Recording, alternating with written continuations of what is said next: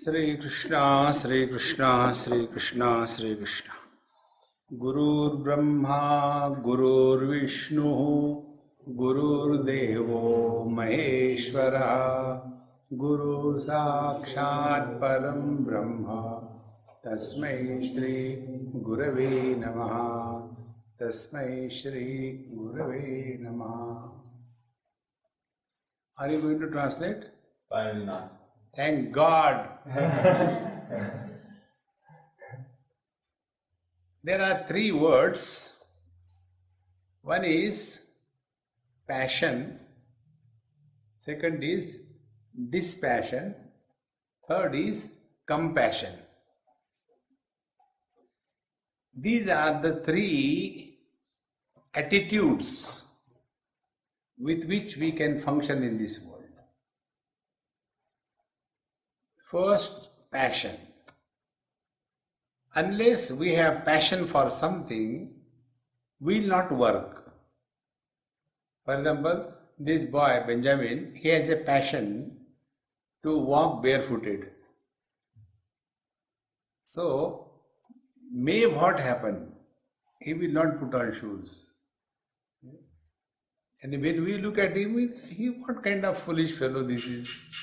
It doesn't matter what it is. One has to have passion. And with passion alone we can achieve anything in life.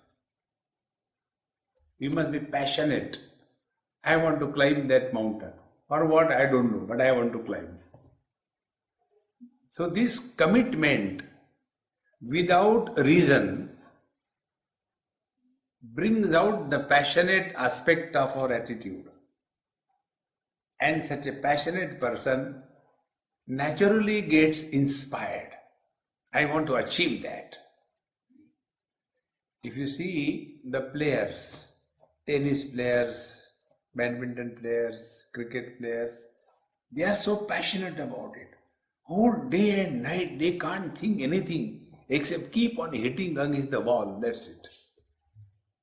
So, this passion keeps oneself engaged in a goal which is chosen by oneself. Now the second thing. There are two types of people. One type of people are those, they do what they like. There are other types of people. They like what they are supposed to do. See the difference? If I like something which I am not supposed to do, it is wrong. And if I don't like something but I am supposed to do that. So, the extra factor in our personality is brought out. If we have this attitude that we must start liking what we are supposed to do. And once we take this attitude, then there will be no complaints. Oh, I don't feel like doing. There is no question whether you feel like doing or not. You are supposed to do, you are supposed to do. That's it. Normally what happens?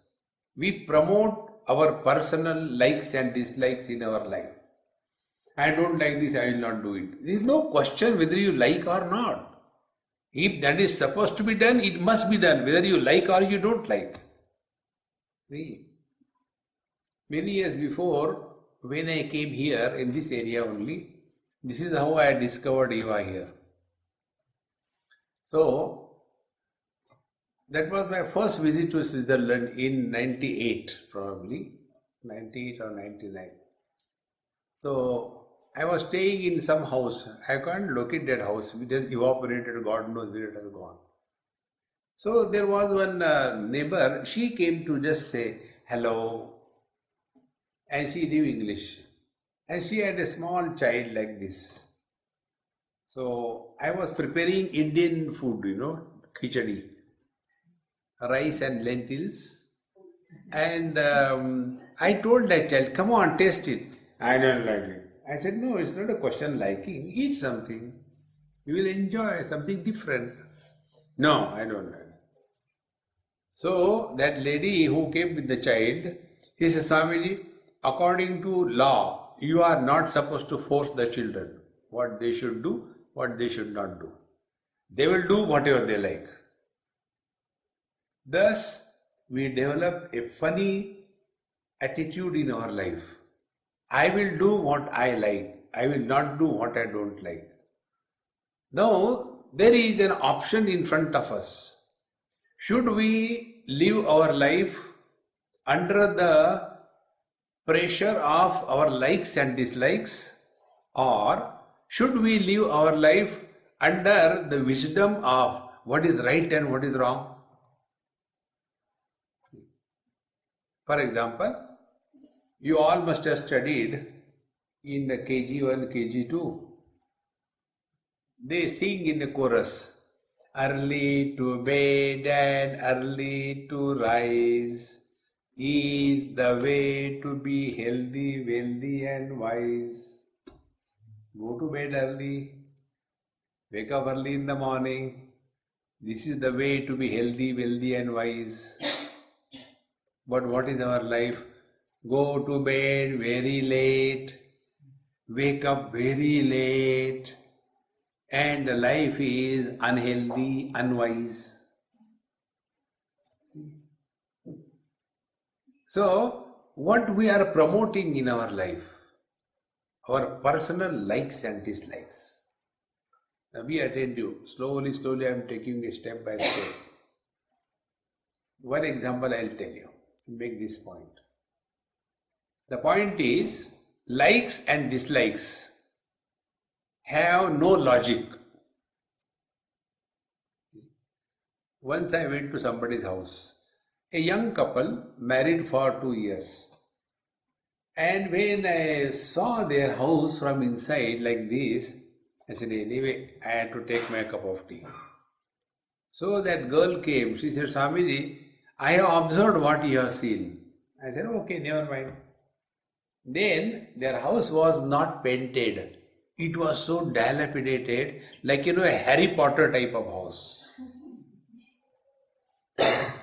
So she told, Swamiji, when we got married, we have decided, unless both of us agree, we will not do anything in life. That was our vow. Because when we got married, we decided that. Then, see what happens. I like light pink color to be painted to the house. And he likes light cream color to be painted. And I don't like cream color. And he doesn't like pink color. Therefore, we don't agree with each other. Therefore, we have not painted the house. I said, if you want, I can sort out your problem. Yes, please help us. I said, paint your house dark black from inside. Wow, I said, no, cool. No, I said, gentlemen, you tell. Do you like? Not at all. House can't be black, painted black from inside. You don't like? Not at all. Very good. And the girl, what about you? No, I also don't like it. You see, you agree? Now you agree, now you paint it black. Friends, what is the logic that you like something and you don't like something? Tell me. No logic. It's a feeling, maybe? No, it's it is stupidity. There is no logic behind it. See? Like you like this kind of hair. And I don't like that kind of hair. Now what is the logic? No logic. See friends. So the point is, our likes and dislikes have no logic. And we claim ourselves to be the animals with reason. See friends, according to Darwin, we are animals with reason. And what is the reason behind the likes and dislikes? No reason. And our whole life is guided by what? Only likes and dislikes. See friends, The day we discover this principle, who is guiding our life? Wisdom or foolishness? When we lead our life under the influence of foolishness, we keep on changing the things and beings. I don't like, I don't like. No, we have to rise above the likes and dislikes. And when you rise above the likes and dislikes, nothing can hold you back. Then sky is the limit for your achievement in life. See, friends. Therefore, when we are functioning in this world, who is our guide? And that guide must be a positive attitude. And positive attitude is, we are no more living under the influence of likes and dislikes, but we are living under the shelter of what is right and what is wrong. Now here I see very good situation. I was in Germany, like Mama teaches here yoga. There is one girl, very sweet girl. She must be that time hardly 22, 25 like that. And she was chanting all the Sanskrit mantras perfectly well. And she had a very big studio. Many students used to learn yoga from her. And when she will sit for the lecture, now you are doing all kinds of yoga, twisting your body in all the unenvious postures. And when she is sitting for the lecture, she can't sit in one posture steady. And then after 2 minutes, she will spread her legs like this, V shape. And put her hands like this. And chewing gum in the mouth. And I am talking wisdom. And after some time, her hands get tired. Then she will come on her stomach, Bhujangasana. Is this right? No, but I like it. See the difference. Our attention should be what is right and what is not right. Once this principle is understood, life becomes disciplined. See, friends. And when the discipline is self-imposed, it is a freedom. When discipline is imposed from outside, it is a burden. See? If you wake up in the morning, early morning, let's say 5 o'clock, on your own, you will enjoy, go out, so fresh, so beautiful. But if you are pulled, come on, get on, I don't know, you please come. See?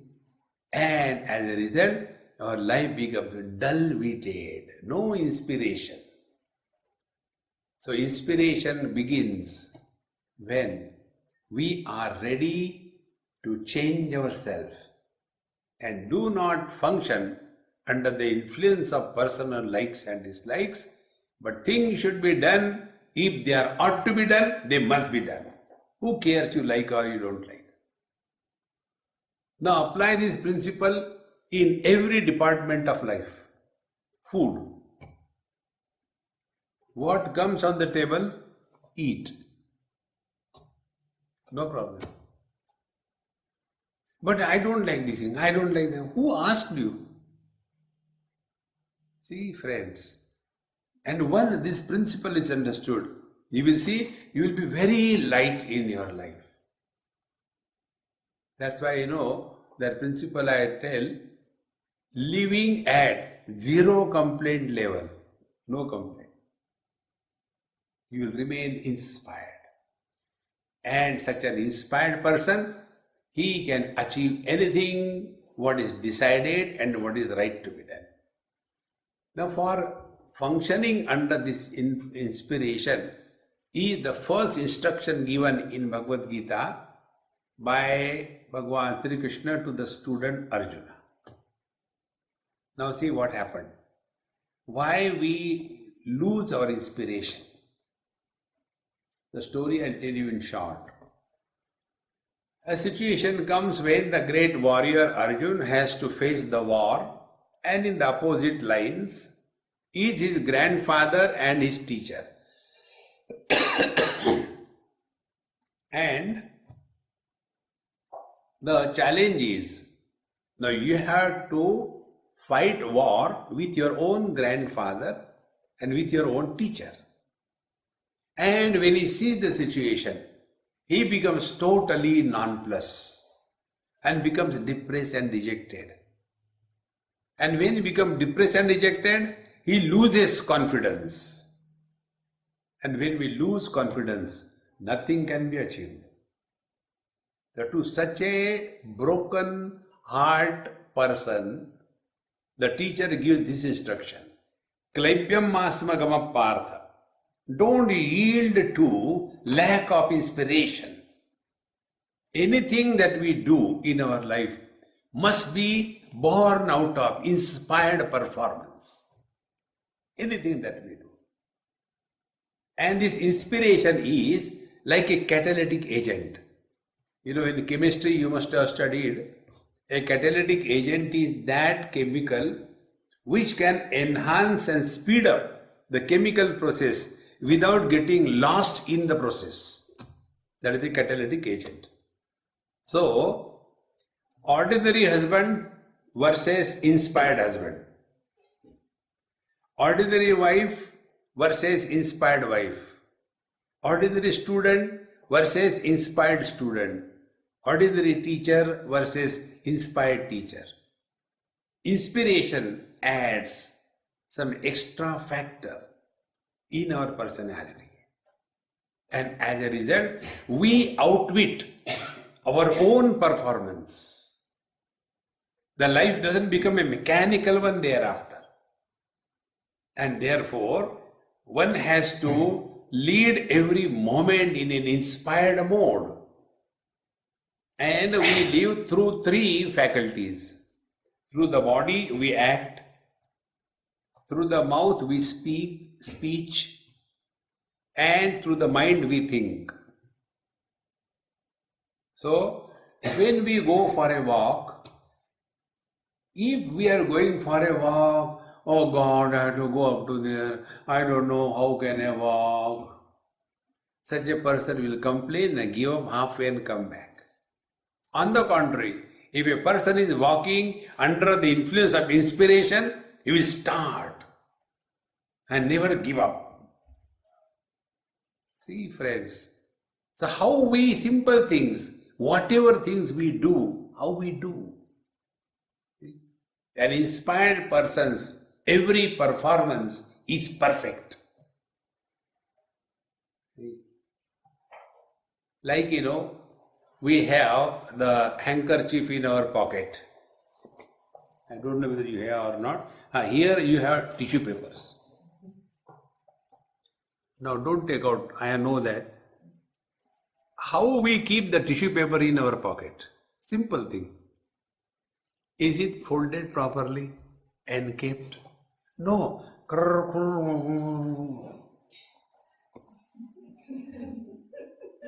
See all the purses, it has got a huge collection of these balls. We just can't keep anything perfectly. You see the shoes, how they are kept outside. We enter the house, throw the shoes here and there. We get up from our bed, after the sleep is over, the bed is never made. Anyway, we have to sleep again. See the kitchens, they'll be taking a tea, coffee, and it is lying everywhere.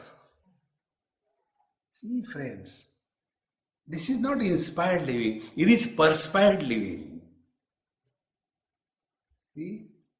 So whatever we do, doesn't matter what it is, it must express perfection. See the joy of life.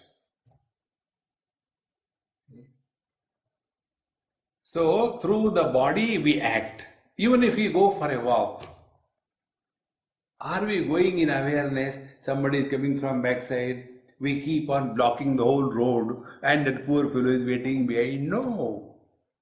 See?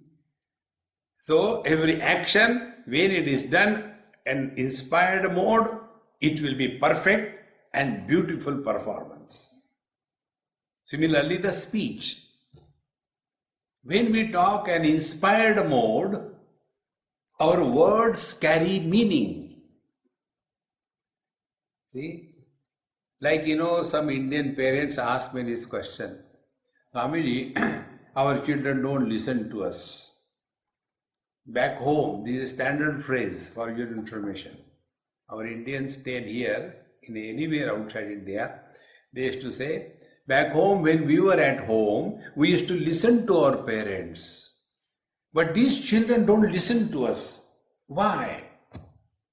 I said, we were lucky to have good parents. Our children are most unfortunate. They have got dumb parents and therefore they don't listen. Complaining because our words do not carry meaning. See, friends, an inspired person's every word carries clear understanding and meaning behind the word. Take an example. Suppose I write on a paper, stone, S-T-O-N-E, and make a ball out of that paper and throw at her. Will she get hurt? It's only a paper ball. Then she will open it. Oh, Swamiji wants a stone. She will put a stone into that. And she will hit that stone wrapped in the paper to me. I'll get hurt, is it not? Because earlier the stone was only a word without a meaning associated. But when she wrote the word stone plus added the meaning, it has an impact.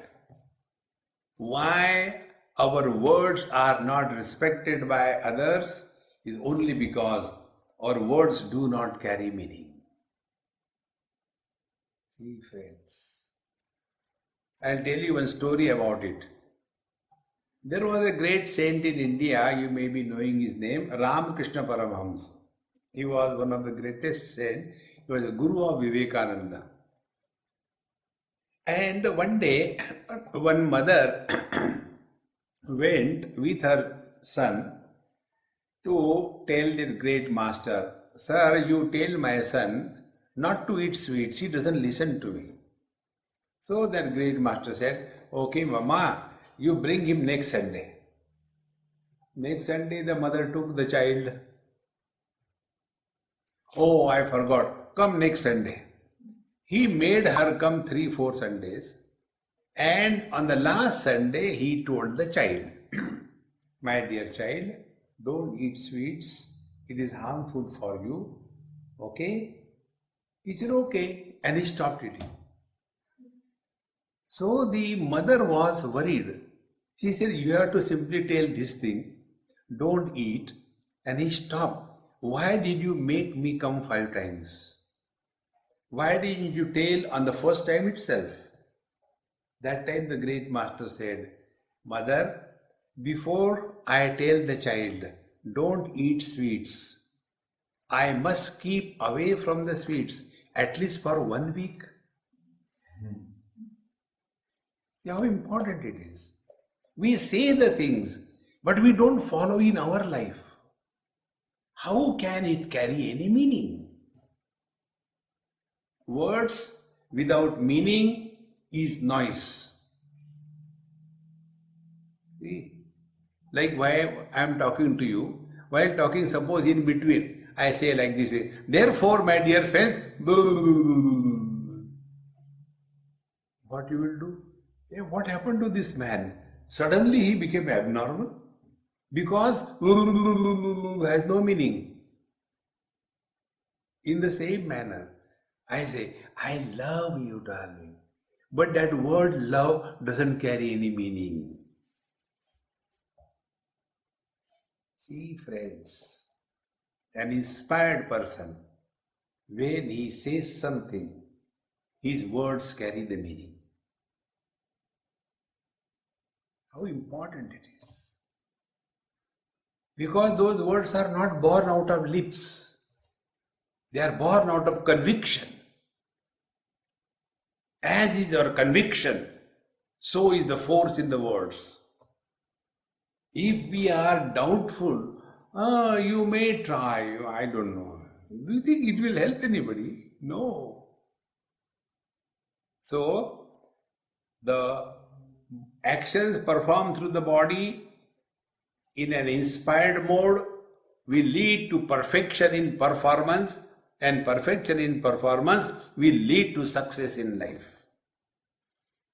When words carry meaning because we are functioning with conviction, then the words become potent enough to change the people around. The third thing, the mind. With the mind we think, but are we thinking positive or negative? See, any thought which is cut halfway loses its potentiality. And such a person can never decide anything. I'll tell you something very subtle, be attentive. All of us have got these two things. One is the power of action.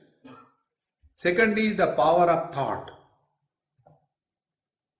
Now these two things, power of action and power of thought, they originate from the common source.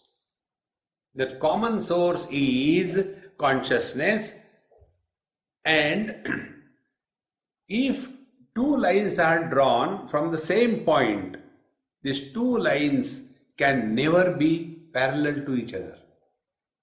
Like these two fingers which begin from here, they cannot be parallel. There will be some angle. Now, as we go away from the center of origin of these lines, the distance between these two lines will start increasing. Imagine this goes right here and this goes right here. The distance between the two will be very wide.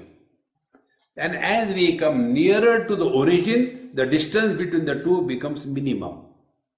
If this is clear, when our knowledge is represented in action, and when our actions are nothing but the conviction of our life, the net result is the distance between the two will start reducing. And when the distance reduces, what happens is that we discover self-confidence. An inspired person never lacks confidence. What happens with many of us is we lack confidence because we do not respect our own knowledge in life. Our knowledge tells us, don't become angry. And we become angry. And then we become frustrated. We go and listen to satsang or yoga and then decide, okay, tomorrow morning I am going to wake up early morning at 5 o'clock. You go to sleep. Morning 5 o'clock, you look into the watch. I have never been waking up so early in my whole life. What was wrong with me? It was okay. Oh, these Swamis, they come tell all funny things and we get influenced, forget about it. And again we sleep. And then as usual, we wake up at 9 o'clock, 10 o'clock. And then feel regrets. Today also I could not wake up. How many times I have decided I can't do it. Slowly, we start disrespecting our own decisions because we have lost self-confidence. A person without self-confidence cannot be inspired. See, friends. Therefore, to be inspired, respect your knowledge in action. Let every action represent the knowledge. See? One example I'll tell you. In India, the old people, they go to pilgrimage. And one old man went to one place, Haridwar, And the grandchildren at home, they were asking their mother, Mummy, Mummy, Dadaji, the grandfather has gone to Haridwar, what for? So the mother told, see, when he has gone there, he will leave something and come. That is the tradition. Oh, the grandfather will leave his glasses and come. No, no, not like that. Something they leave. Okay, grandfather comes back. Now the children are excited. Grandfather, what did you leave in Haridwar? Did you leave your glasses? No. Did you leave your slippers? No. Then what did you leave? So the grandfather says, dear child, I have given up anger. Now it was a great fun for the children. Again the children ask, Dadaji, what did you give up in Haridwar? I gave up anger.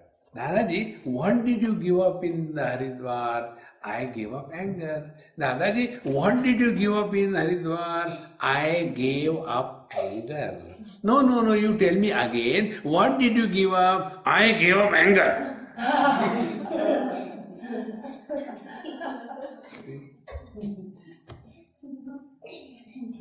Our words do not carry the meaning.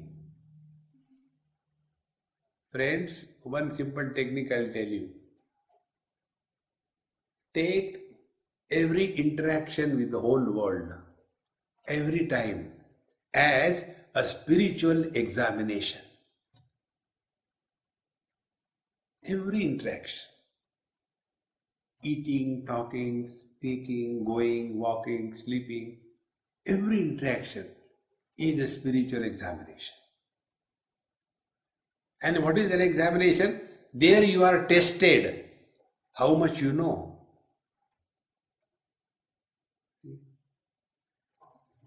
In a school I was talking, maybe children about 9th or 10th standard.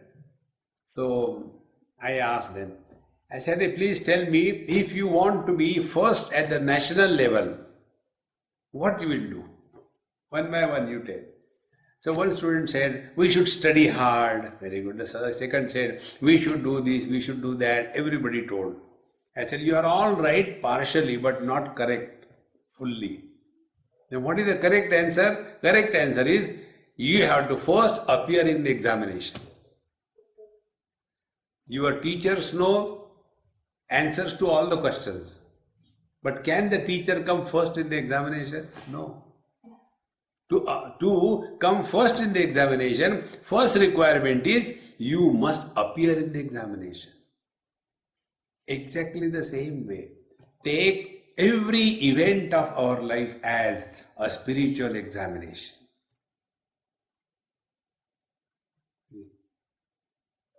And in that examination, we have to get A+, not less. No question of B or B+, no, A+, every time. What will happen? We'll remain always alert. And living in alertness is an inspired existence. Whenever we are not alert, somehow we are going, dragging through, somebody comes, no. In this manner, when our personality remains totally integrated, then we are inspired. Now the second point. Inspiration springs forth from the spirit. Perspiration begins from the matter. Are we inspired in life or perspired in life? Those who are perspired, they have got 101 difficulties. They have got 101 complaints about everything. Therefore, to remain inspired, one has to discover what is the platform from where we are coming out.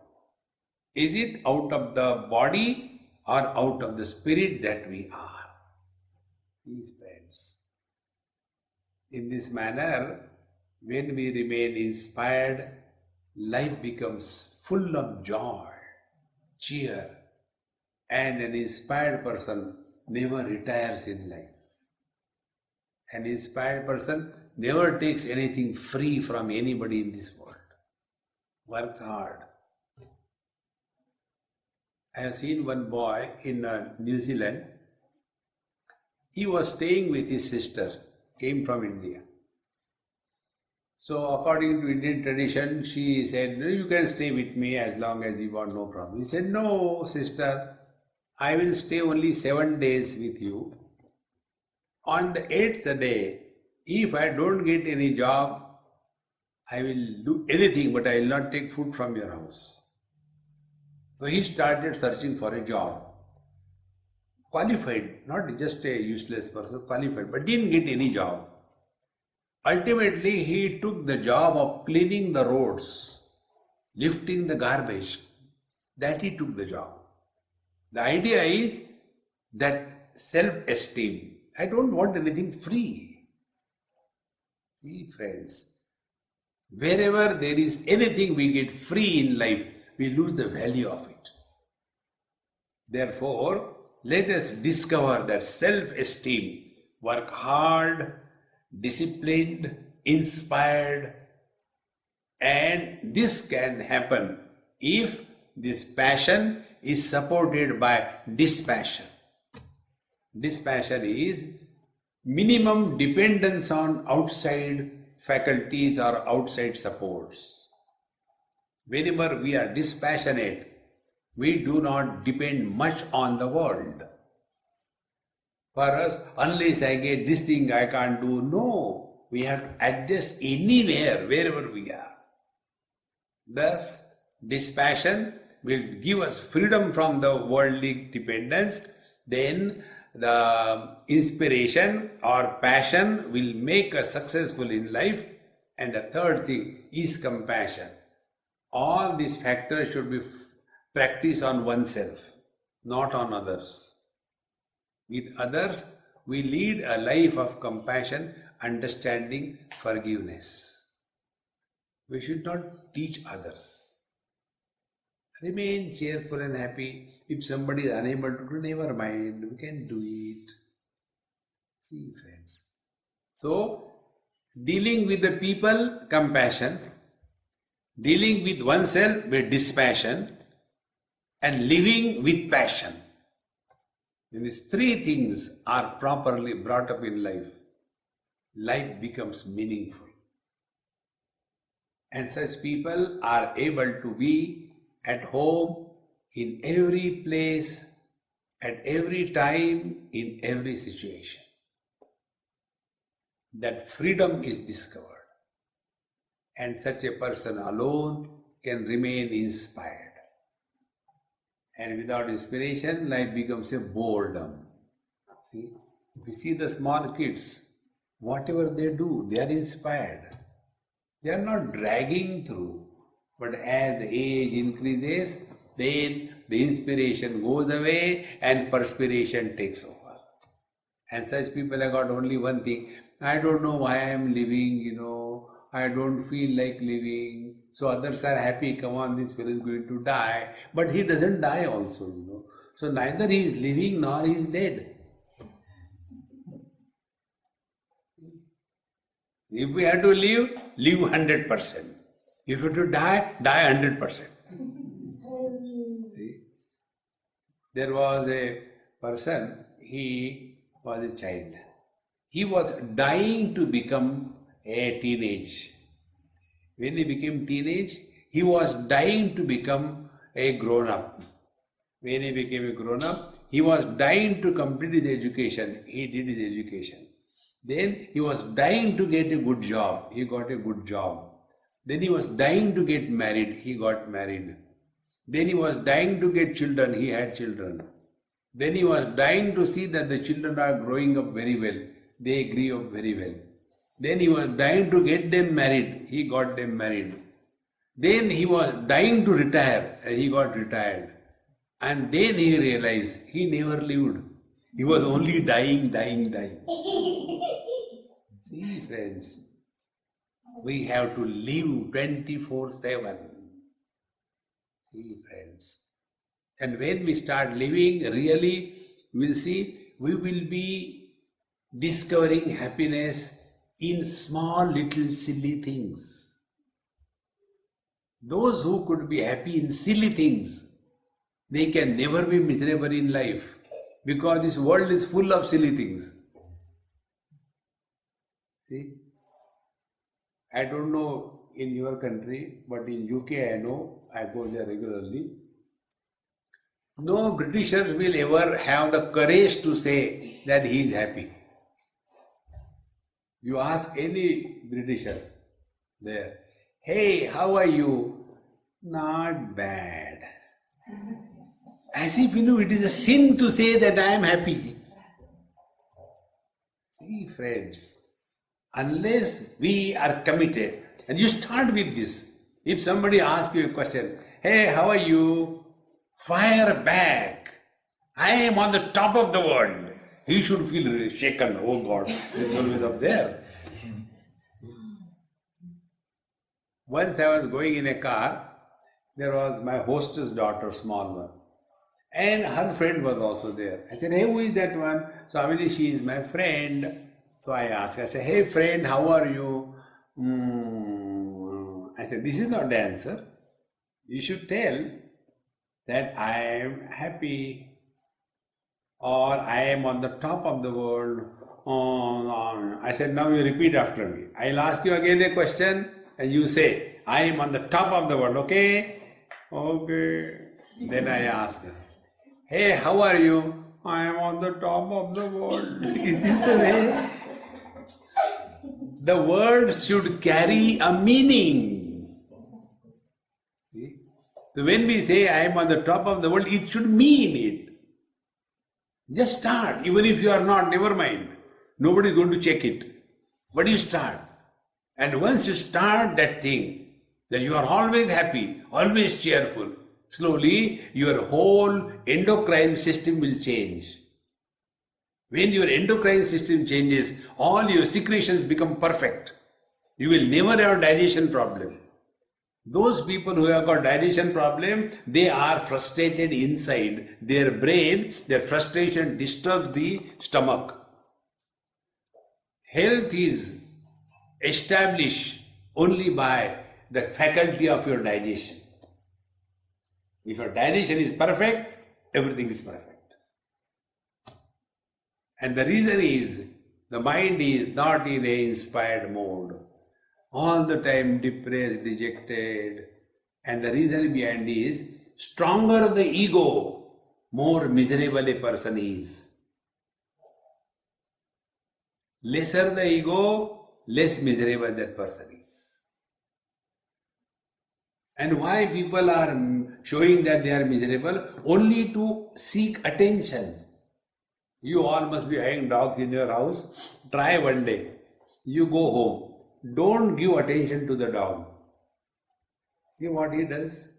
Oh. He'll bounce on you all around. He simply wants attention. Exactly the same way. We all want attention from the people. If we don't get attention, then we start, then what happened to you?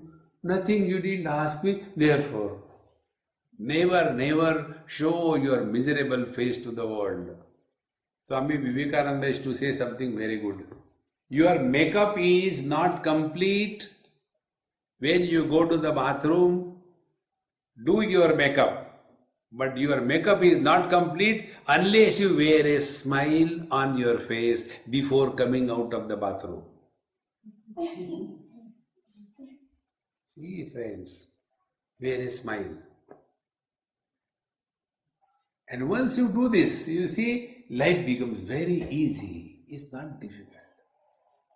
But we feel as if, can you imagine, you must have seen the picture of Hercules. Hercules carrying the globe on his head, is it not? Can you imagine Hercules with a smile on his face? Cannot, because he is carrying the whole globe on his head. In the same manner, a person who is carrying the burden of his ego, he can never smile. See, stronger the ego, lesser is the expression of joy. Therefore, friends, inspired existence is possible for every one of us. And for that we don't require anything outside. Such people who are inspired, they are able to discover joy in every small little thing. For example, I tell you, in New Jersey, USA, one man came from India. His all children, everybody was settled in USA. He was the only one in India.